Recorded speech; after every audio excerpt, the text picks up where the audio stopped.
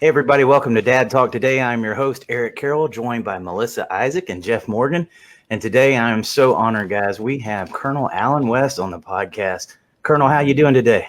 I'm doing very well. I just want to thank everyone out there in your audience for all of their thoughts and their prayers. It's been a pretty horrific month this past month for me because of that motorcycle accident. But there, for the grace of God, I am here with you all, and it's a pleasure and it's an honor. Yes, sir. And it hasn't been long since that motorcycle accident. That's to see you up and going again so quick, man. You got a lot of tenacity in there, and I respect that. You know, I'm just a Georgia boy like you, and sometimes we don't even realize that we're hurt, and so we just continue to press on. But yeah, it was just the 23rd of May. It was Memorial Day weekend. We were coming back from Austin, Texas, after a rally down at the state capitol, and I got hit from behind by a motorcyclist behind me because of a car had jumped over in front of me. And, no one survived a motorcycle accident at 75 miles per hour on an interstate highway. So it's a blessing that God has spared my life. Yes, sir, it is. We're glad to have you here, and I'm glad you made it through it. That's definitely a miracle. Well, Colonel, I was watching a video earlier today that you made back on Father's Day, and you was talking about when you was born here in Georgia, that 77% of the Black homes had both mom and dad in them. Where do you think we went wrong today? Well, it's very simple, everyone, and this is the real conversation we should be having in the United States of America. It was the Great Society programs of Lyndon Baines Johnson that were implemented part of his war on poverty in 1965. When Lyndon Johnson came up with the unbrilliant idea, and I think it was intentional, that a woman that has a child out of wedlock will get a check from the government, no matter how many children she has out of wedlock. But the caveat was that a working man could not be in the home. So what ended up happening is that Lyndon Johnson and the Progressive Socialist left came in and exited the responsible Black man in the family. And that has just taken the community down a very, very bad road to perdition that we are experiencing today when you look at the breakdown of our inner city communities. So really what you had, I mean, this is what I look at what you had, Colonel West, as one of the greatest gifts a parent can give to a child, being raised in an intact family. And you don't see that as much anymore. And so I'm wondering, when you talk about the inner cities, do you think that a lot of what's going on can be displaced rage because of children being brought up in one-parent homes or broken homes? Well, without a doubt. And I'm not trying to, offer any disparagement against, mothers that are out there doing the best that they can. Right. But when you have the balance of the mother and the father in the home, that is what a family is all about.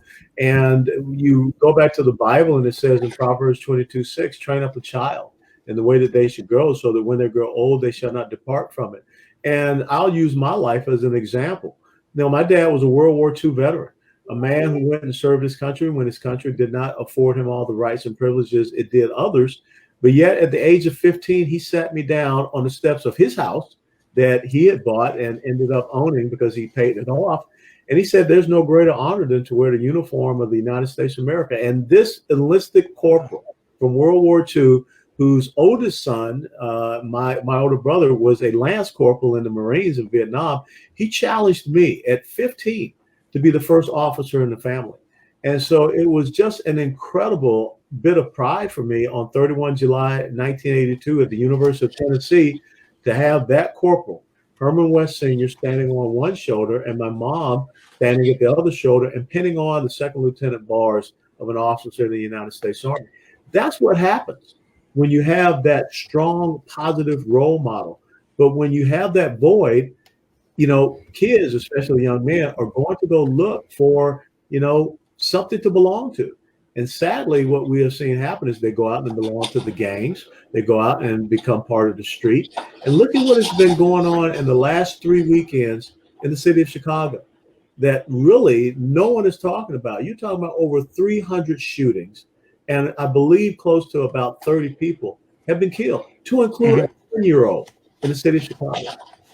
Right. Melissa, I'd like to talk with you about your military service in a bit here, but Melissa, do you have anything that you want to add? Yeah, Or I was going to ask on that line. We know that fatherlessness is a huge problem. The research shows it's a problem. So on a legislative level, how open are other lawmakers to addressing the issue of fatherlessness? Because it really seems like every time we try to address that issue, you have some feminists that come in and say, no, you're attacking single moms. So how open have legislators even been to addressing fatherlessness? Well, once again, Melissa, I will tell you that too often what we have become in the United States of America, we go run into government to solve every problem. Mm-hmm. It's the problem that the community has to solve itself. Because the community trusted government, and that's how you went from 77% two-parent household in the Black community when I was born in 1961 to 24% today. So I think the thing is that the community has to look at itself and admit this problem and correct it itself, and not depend on any state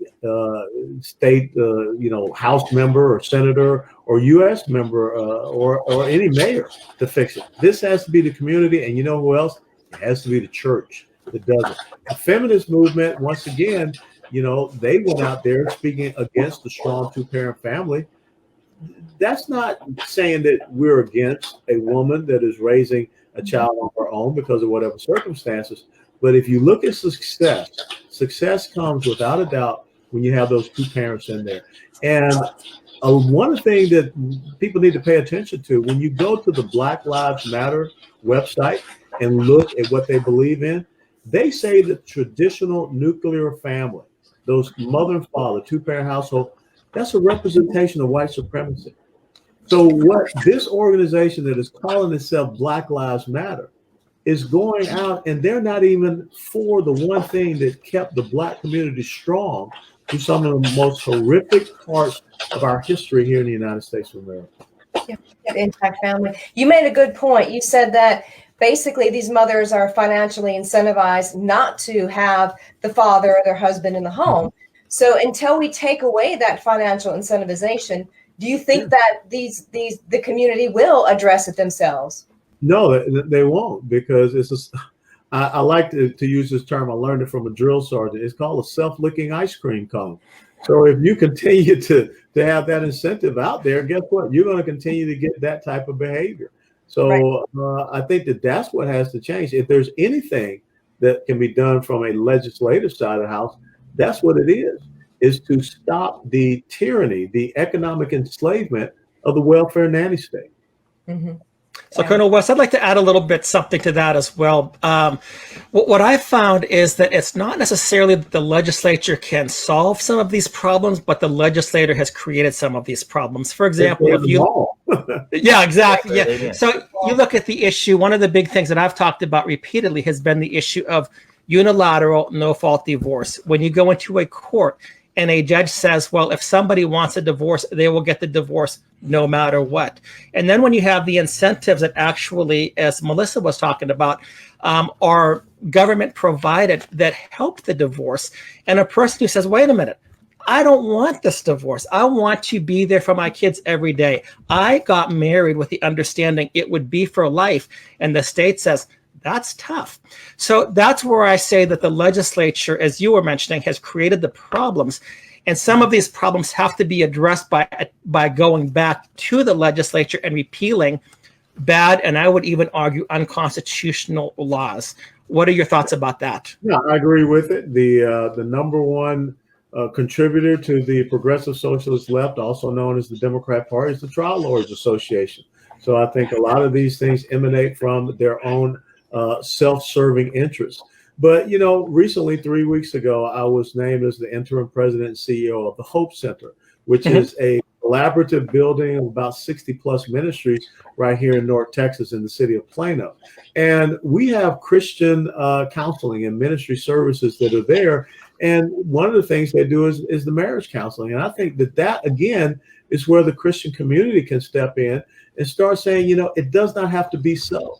Just the same as we don't have to believe in killing unborn babies as a means of birth control. We can have a Christian community that stands up against that, because, your very first inalienable right that Thomas Jefferson wrote into the Declaration of Independence 244 years ago this week is life. And so there's so many things we need to look at that aspect of life that over the years, has been perverted by people because of their ideological agenda. So I think that we have good, fruitful lives when we have strong, intact families.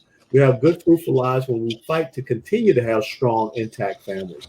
And we have good, fruitful lives when we are families that are raising our children up to be strong and teaching them about the American dream. And Colonel, I know you grew up in an intact family. Could you tell us a little bit about the influence that your parents had on you? Well, look at where I am today. Like I said, a man that was born in 1920, a mother that was born in 1931, grew up down in South Georgia. Things weren't that great for, Black men and women growing up in South Georgia in the 1930s, 1920s. But yet my mother and father both served the United States of America. My dad served in World War II. My mom did over 25 years civilian service with the Marine Corps headquarters in Atlanta, Georgia. They are both buried. One man, one woman together in Marietta National Cemetery because of the service that they gave to this great nation. And so that's what they taught us. And it wasn't just the parents that I had, but their friends, the church family that I had, the people that surrounded me. The lesson that my mom taught me, that the measure of a man is not how many times you get knocked down, it's how many times you get back up. A man must stand for something or else he'll fall for anything. People will know you by the company that you keep.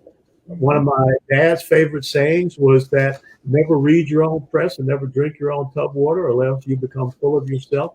And so it's all of those incredible lessons that you learn, this wisdom, this discernment that enables you to grow up in this inner city neighborhood and be a part of the American dream, so that you can become a lieutenant colonel in the Army when your dad was just a corporal. You can command a battalion in combat in the Army when your dad was just an enlisted soldier in combat. You can grow up and become a member of the United States House of Representatives. That's the American dream. And when I hear people talk about the dreamers, all of our children have dreams. And our parents are supposed to talk to their children about their dreams and help them to accomplish them, get them on the road to success. And that's what my parents did. I love it. Go ahead. We talk about, with the Black Lives Matter and what's going on nowadays. But when you mention the fatherless issue inside of the Black community, that becomes, you're just deflecting from the real problem. Why is it that this problem that is so rampant, they can't just say, this is a problem? It's always got to be that it's a deflection. It's obviously because the problem does not align with their ideological agenda. And that's why I challenge the people in the audience to go out and read their website, read what they stand for. They don't care about any of the issues that are facing the Black community right now. The greatest civil rights issue that the Black community is facing right now is the issue of equality of opportunity. And equality of opportunity only comes when you have a good quality education. And so you have an organization that doesn't even care about educational freedom. My parents made the choice for me. They did not send me to the two public schools that were in our neighborhood. And I grew up in the old Fourth Ward neighborhood, the exact same one that produced Dr. Martin Luther King Jr. They did not send me to C.W. Hill. They did not send me to John Pope. They sent me to Our Lady of Lourdes Catholic School, which was the oldest Black Catholic parish in the city of Atlanta. And it was located right across the street from Ebenezer Baptist Church. But they understood the importance and how an education unlocks all the doors of opportunity and how important it is to get that from the early get-go. But yet you don't hear anybody from Black Lives Matter talking about education opportunity scholarships like you saw President Trump present to that 9-year-old girl from the inner city of Philadelphia who was there with her single mom at the State of the Union address. You don't hear them talking about the opportunity zones, economic opportunity zones. You don't hear them talking about Margaret Sanger. If everything's supposed to be about racism and white supremacy, here is a woman that founded an organization, Planned Parenthood. She wasn't about white supremacy. She wasn't about racism. She spoke at Ku Klux Klan rallies. She referred to Blacks as weeds and undesirables. But yet, you never heard them talk about the fact that Planned Parenthood has over 70% of their clinics in Black communities. As a matter of fact, I called for it. Hillary Clinton received the Margaret Sanger Award. But yet, I haven't heard anyone talk about Hillary Clinton being, a statue of her being cast down or her apologizing or whatever. So this is all about an ideological agenda. And I need, I'm the only person on this podcast with a permanent tan. I need my white brothers and sisters to stand up and speak the truth and not allow people to box you in by calling you something that you're not. This July the 4th, Independence Day, in 1867, the Republican Party of Texas was founded by 150 blacks. So why are we having people run around and calling Republicans racist when those people in 1867 found out in 1865 that they were free because of an 1863 an Emancipation Proclamation that was signed by the very first Republican president? So if we don't know our history, which is why they're trying to destroy it, their ideological agenda becomes the new truth. Makes sense. Colonel, let's talk about some of our soldiers and just the concept of intact families. A lot, and you've had deployments. We have a lot of soldiers on deployment who receive Dear John letters, or they come home to, sometimes wives who have cheated on them, or come home to empty houses. Tell us a little bit about your experience with that and how you saw that situation affecting these soldiers. Well, I will tell you, back some years ago, back during the Clinton administration, it was the Commandant of the Marine Corps, General Monday, who issued an order saying that he did not want to have any first enlistment, married, enlisted, or officer Marines.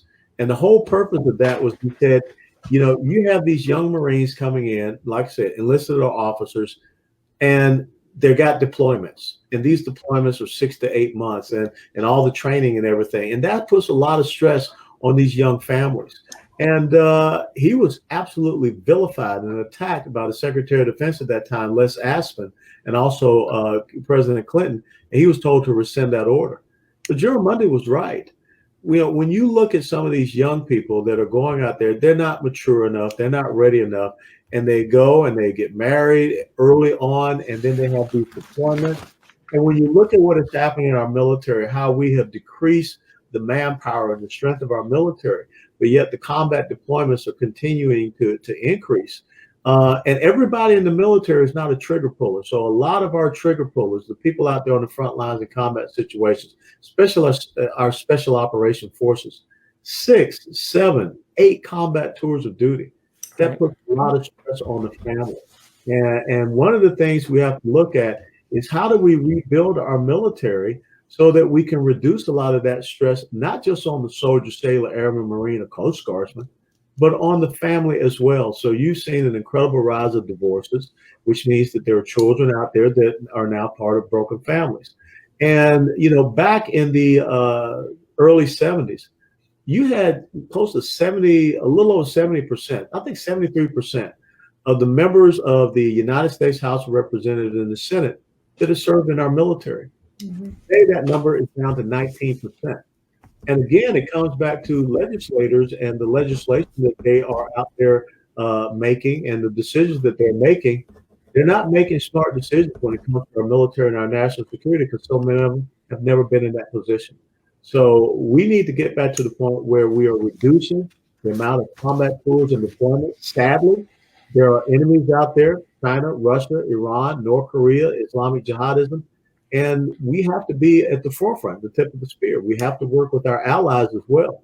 But we've got to rebuild our military so that we can reduce that combat stress on the military family. But it really seems like Congress, their main issue when it comes to military is sexual assault. Now, everybody agrees, of course, sexual assault has nowhere in the military at all. But a lot of I think especially our male soldiers, Marines, our airmen, just the allegation of sexual assault is enough to derail their career, is enough to flag them. It stops promotions. So, when we look at issues within the family, it just seems like a lot of spouses know, well, all I have to do is make the allegation, and this is a career ender. In fact, I'm a divorce attorney by trade, and we've had some clients that have come in and they have the text messages, they have recordings of their spouses doing this. But do you think that the way that Congress has responded or enacted legislation for military is actually beneficial to the military family, or has it just created a monster? Well, it has created a monster, because you have certain senators like Senator Kirsten Gillibrand, in New York and others on the Senate side. And again, they have never served a day in the military, but yet some of these people sit on the Armed Services Committee and they're put in charge of hearings and in charge of committees and subcommittees and things of this nature. And they're attacking this issue from an ideological agenda standpoint and not really going down and talking to the people on the ground. And so what ends up happening is that the military becomes so risk averse because the last thing you want is the call or the attention being brought against you and your installation or your service by some senator or what have you, and they overreact. I tell you, one of the things, and I've talked to a lot of my friends still in the military, when they took down the Don't Ask, Don't Tell, you've seen a lot of same-sex sexual harassment and sexual assaults that for whatever reason, a lot of people don't want to talk about. And so, it's that ideological agenda aspect of everything that is dominating common sense. And I think we have to get away from that, especially in our military, especially when it comes to our national security. Colonel West, can you talk a little bit about how some of these issues also impact military effectiveness when people are on deployment? I've heard soldiers talk about this. I was in the military, but I wasn't in combat or anything. But I've had friends in combat, and when they get one of these letters that Melissa was just talking about, where they have troubles on the home front, and the concern is, how does it impact military effectiveness? And how does it impact a person's ability to protect the man on his right, the man on his left, to execute plans? Do some of these issues become almost national security issues in a sense? Can you comment a little bit about that? Yeah, sure. Let me give you an example. When I deployed to Operation Desert Shield, Desert Storm, there for 6 months, 1st Infantry Division, and I got maybe about 7 or 8 letters because we were out in the deep desert. And I only got, I believe, 2 phone calls in the entire 6 months. And the phone call, AT&T tent, you had to stand out in hot sun, wait for a long time. And maybe you got about a minute and a half, 2 minutes. Now, fast forward to 2005, 2007, when I'm in Afghanistan. I've retired, but I'm a civilian military advisor to the Afghan Army. Now I can get on the computer and I can, sit there in my room and I can live chat back to my wife and my daughters and what have you. Now, a lot of people say, man, that's awesome that, we got the troops that can be in touch with their family and everything. But guess what happens? All of a sudden, Johnny or Jane, they come back in from a patrol or an operation or a long day of duty, and they get on and they talk to their spouse or their boyfriend, girlfriend, whatever. And then they get to hear about, well, this just broke in the house, or these bills need to be paid, and I don't know how to do this. Or like sadly you say, you get the bad news story. That person becomes combat ineffective because their mind is still over there thinking about all the problems in the home instead of thinking about the issues of going out and being on patrol and protecting their buddy's flank. So this whole thing about, being able to bring so much information and technology there to the troop that's, deployed, it can be a good thing, but it can also be a bad thing. We have to be very careful about that. I'm glad that, we bring a little bit of home. But when you're sitting there at Kandahar, Afghanistan, on the air base there, and you can go to Burger King, you can go to the little Dairy Queen and get, peanut butter parfait, or like I said, you can go to the room and sit down and go and Skype and chat with the family back home. Sometimes you need that separation from being back home so that you stay focused and you understand your mission and what you have to accomplish and achieve there in that combat zone. So I think that, again, it is important for us to have folks that have been in the combat, been in those situations, and understand those pros and cons to things like that. Can you discuss a little bit about the PTSD that service members experience? I know that you've seen it among your own soldiers, and the effect that it has on them, and what happens when they come back and they have the PTSD, and how that also impacts their relationship with the family. And we've even seen it where the PTSD is used against a service member, man or woman, in family court. This is the dangerous person because he or she has PTSD.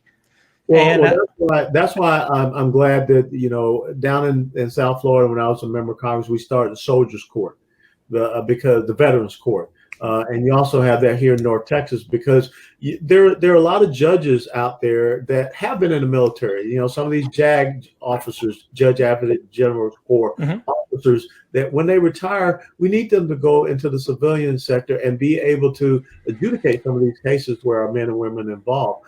But, you know, when I was a battalion commander in the 4th Infantry Division, we were getting ready to deploy over to Iraq in 2003. There were only 2 people in this entire battalion of about 500, little over 500 soldiers who have ever been in combat. That was myself and my command sergeant major. And the thing that I tried to stress to our soldiers before they deployed is that the person that you are here, somehow you got to try to figure out how you leave that person here. When you take that first step to start getting on that airplane that's going to deploy you to a combat zone. And then the other thing is that you need to have enough decompression time so that the person that you had to be over in that combat zone, you can leave them in that combat zone so that when you step off of the plane coming back, you can once again assimilate back in and be the person that you're here in stateside, especially with the families. And you have to understand how things have changed within that family or things have changed around you. So I think that one of the things that we don't do a good job of, and I think that we tried, but we try to rush guys out of the combat zone and get them back home because we want to get them back. We want to get them reunite with the family. But you need to have a little bit of that decompression time where soldiers, sailors, airmen, Marines, and Coast Guardsmen, they sit down and they talk with each other. They sit down and they kind of just hit the power down button so that, you know, they can completely flush all of that out of their system. Some people may not need it. Some people may need 24 hours. Some people may need 72 hours. Some people may need a week. But we need to take that in consideration instead of saying, okay, we're going to pull you out. You've got your transition with the incoming unit. We're going to get your equipment taken care of. And boom, we're going to get you on the first thing going back home. And I think that that's one of the things we have to look at going forward. So that movie Indivisible that came out, I think it was a year and a half ago, about the chaplain. Did you see that movie? The chaplain that went over there to serve the troops, and then he was actually dealing with it on the way back. It almost led to his divorce, and I mean, they worked through it, but it was a very traumatic, very difficult time for them. And to see a person who's committed to Christ, who's committed to serving people, go through that, it brings a lot of that home, because if people don't have the Lord in their lives, it makes it even more difficult. How did they respond to some of these things? Well, you know, my chaplain, when I was a battalion commander, was a young man by the name of Ken Sharp, and he was a brand new chaplain, first lieutenant, you know, and I remember sitting and talking with him, and I told him, Chaplain, you're going to be the greatest combat multiplier in our unit, because our guys are going to talk to you about things they're not going to come to me about. They're not going to come to the first sergeant or the company commander or their platoon sergeant about. They're going to come to you, and they're going to look to you for that spiritual reinforcement to let them know that everything's going to be okay. And, you know, Chaplain Sharp, like I said, he was a brand new chaplain. He was really nervous about that. He was really concerned. He said, you know, sir, I don't know if I can do it. I said, Chaplain, you got to do it. I said, Chaplain, you know, my personal weapon is my 9mm. The personal weapon of the others are the M16. Your personal weapon is your Bible. And if you're not out there with your Bible, if you're not reinforcing and bolstering the spiritual fitness of our troops in these tough times, then you're not worth the salt. And so I need to know right now if you're going to be able to step up and do that. And it was very interesting. I mean, he was real tentative early on, but the next thing you know, I see Chaplain Sharp out there. No matter what time a patrol is going out, he's out praying with that patrol. And the next thing I know, he's going out with certain patrols to go outside the wire. And so when I look at chaplains, guess what? No one was comforting him. Mm-hmm. He was out there giving himself. And so, you know, that movie is indicative of the fact that you also need to have someone that's caring for the man of God. Right. And so that's what I think is so important, that our chaplains also have a battle buddy. You know, their ultimate battle buddy is our Lord and Savior Jesus Christ, but they need to have a battle buddy that they can go to and talk about their concerns as well. So I think that was a good aspect that movie brought out. Yeah, that's good. That's good. Can you talk a little bit about the issue of veteran suicide? We've heard a lot about it. There are many people who say that over 20 veterans a day commit suicide. Many of them, we've also heard too, it's because specifically due to issues of family court. We've heard veterans say that as tough as combat was, nothing has been more traumatic than family courts. Do you know a little bit more about the suicide of veterans and, Sure, maybe ways that we could address that? Yeah, I really messed up my hand in the accident, but I normally wear a simple black ring on my trigger finger here. It's called the #22kill ring, and it deals with the fact that on average per day in the United States of America, 20 to 22 of our veterans are taking their lives, and it's a sad statistic. One of the great faith-based organizations here in the United States of America that's dealing with that is an organization called the Mighty Oaks Foundation. It is headed up by a former recon Marine by the name of Chad Robichaud. Very dear close friend of mine. I mean, Chad flew out here from Colorado to be at home here with me just about 3 days after my accident. That's how close we are.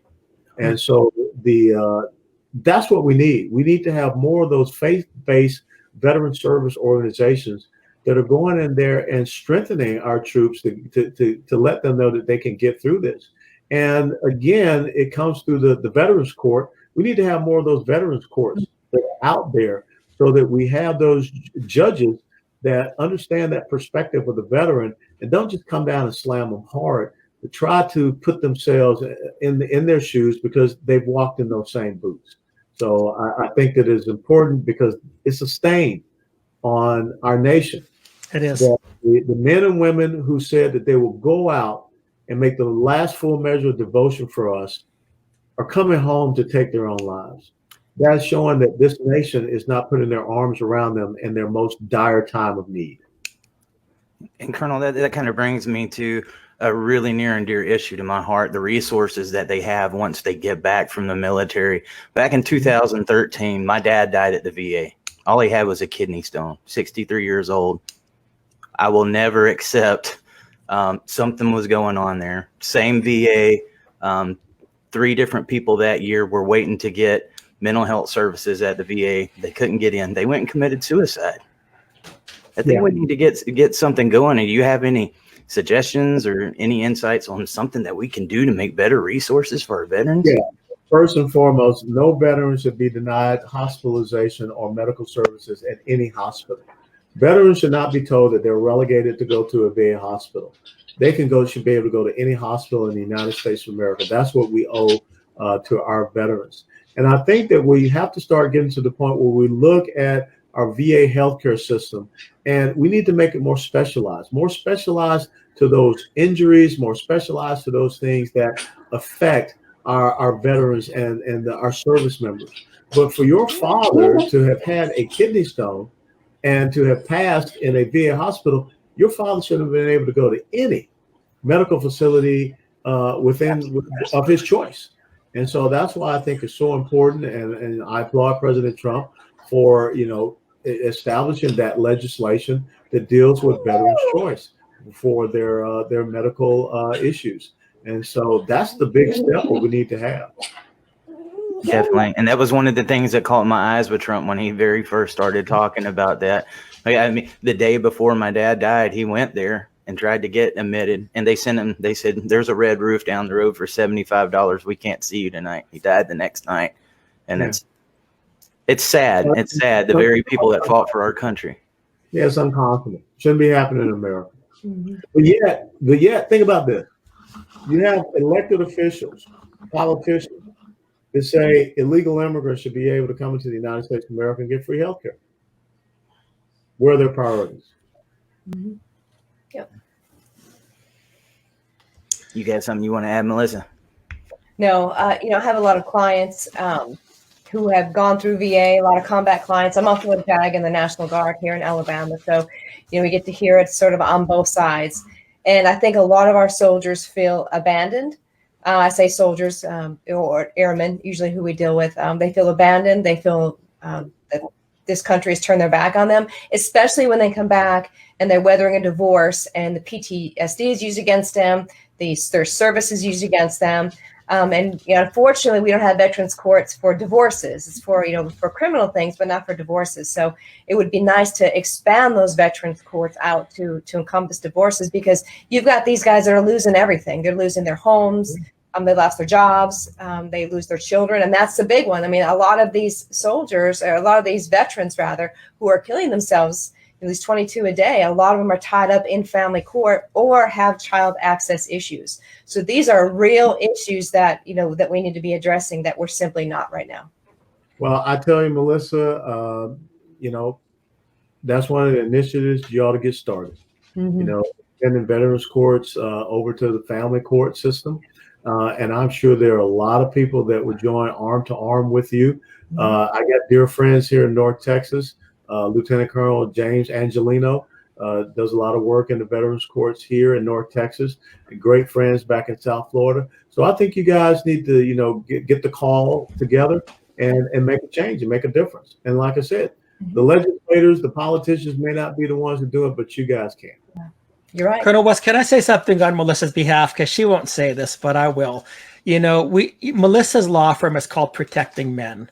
And I can tell you that there are many, many people who admire her because, yes, she's a divorce attorney, but her purpose is to protect.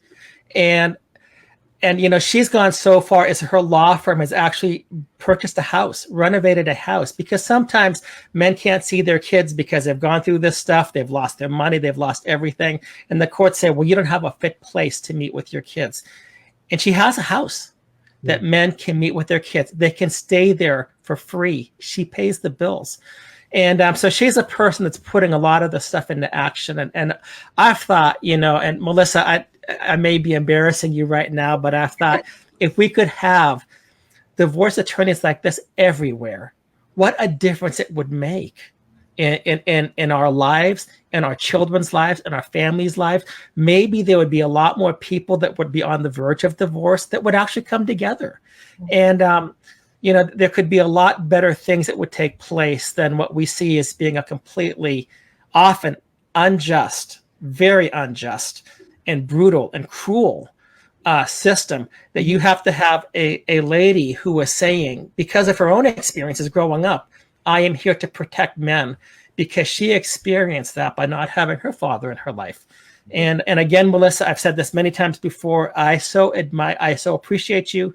I mean, you're on a pedestal in my mind, but I don't know if Colonel West knew that about you. So I just thought I'd add that and brag on you versus you bragging on yourself.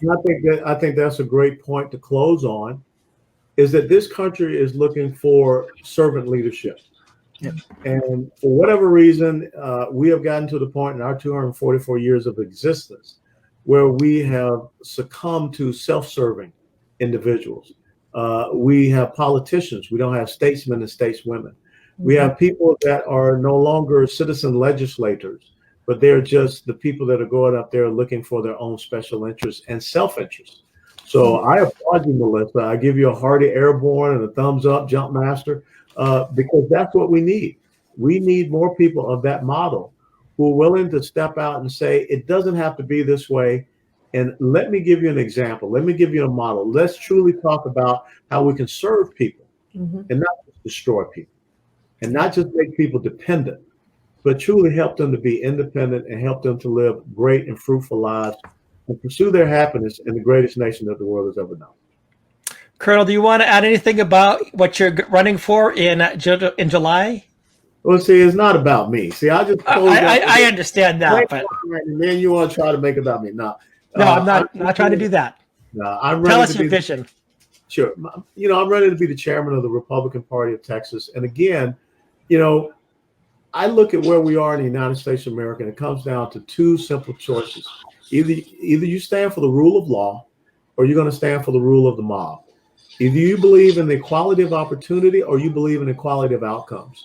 Either you believe in the strength, the sovereignty, the rights, the liberties, and the freedoms of the individual, or you believe in the collective subjugation of the individual to government. And I believe that now is the time for us to make that clear delineation of the two paths that we can take in America.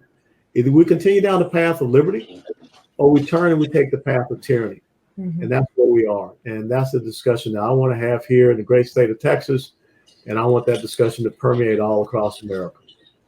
And Colonel, you might get to meet Eric and Melissa in person down there as well. They're talking about coming in, and I'll be there for sure. Come on. We love to have you. We'll do it. Yes, sir. All right. Planning on it. Colonel, can you tell everybody where to find you if they want to keep up with what you've got going on? Sure. Our campaign website is west4texas.com, west4texas.com. And if you want to follow what I'm doing just about every single day, it's theoldschoolpatriot.com, Facebook, Twitter, and also Instagram. So God bless you and thank you.